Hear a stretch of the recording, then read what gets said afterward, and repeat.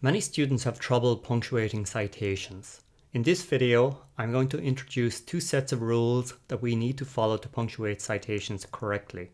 Hello, my name is Martin O'Brien, and the purpose of my channel is to help students learn the skills to do great research. And yes, writing is one of those skills. Here is a typical sentence you can see in the literature, and highlighted in bold is the citation.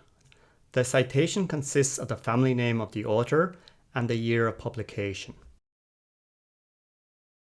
A citation is also known as an in-text citation, or a source, or a reference. There are two sets of rules that will determine how we punctuate citations. The first one is normal English punctuation rules, and the second is specific citation rules. Most students who attend university have little trouble punctuating English sentences. But when they start inserting citations into their writing, all sorts of punctuation rules are broken. When I talk about English punctuation rules regarding citations, I'm mainly talking about the use of commas, periods, semicolons, spaces, and parentheses. Here I'm showing an example of why English punctuation rules still matter. In the first example, you can see a citation where there is no space between the author and year. That is incorrect. And the second example is showing a space between the author and year, which is correct. I'll mention other English punctuation rules later in this and later videos. Next, I'll talk about citation style rules. Citation style is a set of rules on how to cite sources in academic writing. In this example, I'm showing a citation that has a comma following the author's name. In the second example, there is no comma following the author's name. One citation style will request you to use a comma, while another style will ask you not to use a comma. Both are correct, but example 1 is the most common in the literature. You're likely thinking that this seems very trivial in the big picture of doing research, but it's normal in academic writing and research. If you decide not to punctuate your citations correctly because you think punctuation does not matter, perhaps the reader will think you have also overlooked other details in more important areas of your research. Also, if you ask someone to read your writing, do you want them to provide you feedback on your silly punctuation mistakes? Or would you prefer to receive more substantial feedback about the content? There are many different citation styles in use in different disciplines and across research journals within the same discipline. In this table, I'm showing some of the most common styles such as ACS, Vancouver, etc. But the actual number of styles is quite large. Different citation styles have different rules for citations. And that is another reason why there is a lot of confusion about how to insert citations correctly. So which citation style should you use in your writing? That depends on who your readers are. For example, is the reader just your professor? Or is it other professors in your university department? Or is it other researchers from around the world? Your professor or department should tell you the citation style to follow. If you are not provided with a citation style to follow, then choose a citation style common in your own discipline. For example, ACS in chemistry. The most important thing is to pick one style and apply it consistently throughout your writing. On the other hand, if you are writing a paper to submit to a research journal, you need to consult your target journal's guidelines for authors. I'll show you how to do that. If your target journal is The Lancet, for example, visit the Lancet journal's website and click Preparing your manuscript. And go to Guidelines. And then open this file.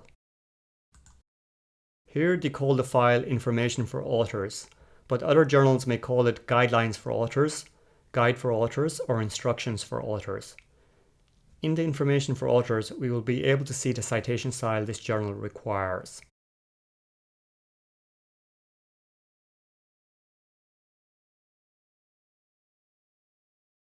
Beneath the subheading References, It states, cite references in the text sequentially in the Vancouver numbering style as a superscripted number after punctuation.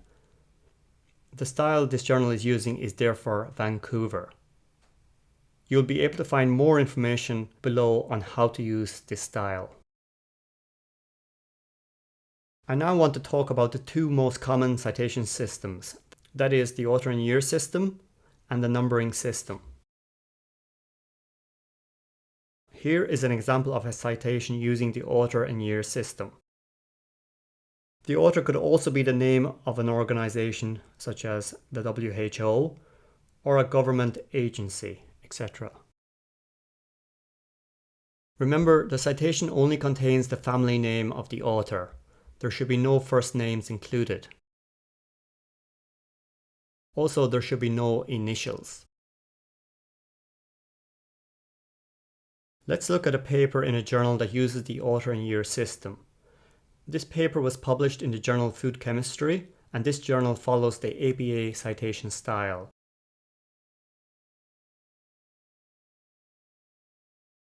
You can see examples of citations in blue text, and I'll just highlight one. And if we scroll down to the reference section, we can see the full details of that citation there.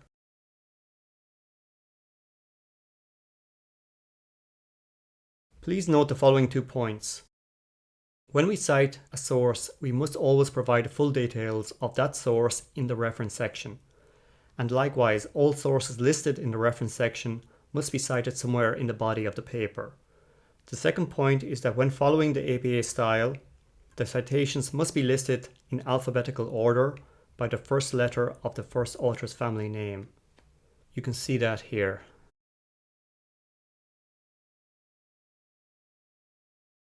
The second type of citation is the numbering system. Here is an example of a citation using the numbering system. Each number represents a source cited, and the full details of each source are listed at the end of the paper in the reference section. This numbering system was introduced by some journals because they felt that the author and year system wasted too much space on the page, which increased the cost of printing. It should be noted that different citation styles have different ways to present the number. For example, in one citation style, you may be asked to superscript the number like I'm showing here. Note the number is followed by a period. In this example, the period comes before the superscripted number. Another style may request the number to be placed within square brackets, followed by a period. These examples can each be found across numerous citation styles. We'll now look at the numbering system in a research paper published in the Lancet journal, and this journal follows the Vancouver citation style. You can see that each citation is identified by a different superscripted number. And if we scroll down to the reference section, we can see the full details of each citation. Please note that unlike the APA citation style, the citations are listed in the order in which they first appear in the body of the paper. For example, citation 1 was the first source to be cited at the beginning of the paper, so it's the first source to be listed in the reference section. If you're starting to research for the first time, I highly recommend that you use reference management software such as EndNote, Mendeley, Zotero, etc. That software will automatically format citations into the correct style and save you a lot of time. But it is still a good idea to first learn how to format citations without using software, because sometimes there can be bugs in the software which can screw up how the citations are formatted. Also, the software may not be compatible with some other types of software used to prepare slides for oral or poster presentations, for example. To conclude, when inserting citations into your text, don't forget about normal English punctuation rules. Also, follow the requested citation style very carefully and use reference management software if possible. Thanks for watching.